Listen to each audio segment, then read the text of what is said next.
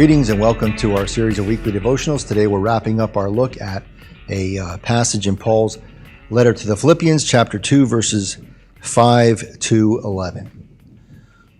I remember hearing a story years ago about a pastor. He was called as a new pastor to give a trial sermon for a church. He had been through interviews, and they asked him to come on Sunday morning and deliver the sermon and lead worship for that Sunday, and then they would decide afterwards if they would vote him in as the pastor.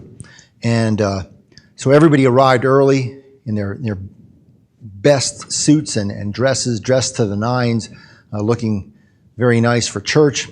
And they waited for the pastor, and he was a little bit late. He didn't show up, and all of a sudden, in through the entrance came a homeless person, dressed in rags and looking very disheveled, and he didn't smell all that great either. And everybody sort of ignored him and tried to get rid of him. Our new pastor is coming today. Everything has to be perfect. We want everything to look great and be perfect. And they kind of shooed him away. And as fate would have it, the homeless man took off his rags, and he was, in fact, you may not be shocked to discover, the new pastor that was called to that church. And he walked up the center aisle and got into the pulpit and preached a sermon about, of course, how we are to welcome all people. And he wasn't very thrilled with his new congregation's response to the homeless person coming in through the front entrance. I mention that story because of what Paul says at the end of this passage, that every tongue should confess that Jesus Christ is Lord, to the glory of God the Father.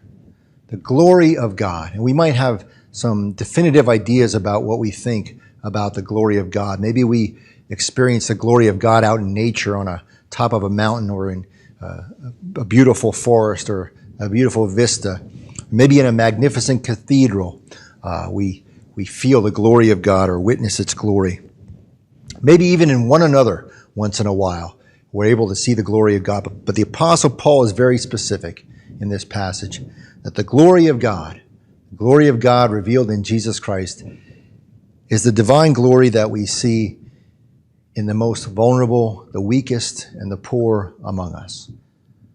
Challenging indeed, but that, the Apostle Paul directs us, is where the glory of God is truly to be found.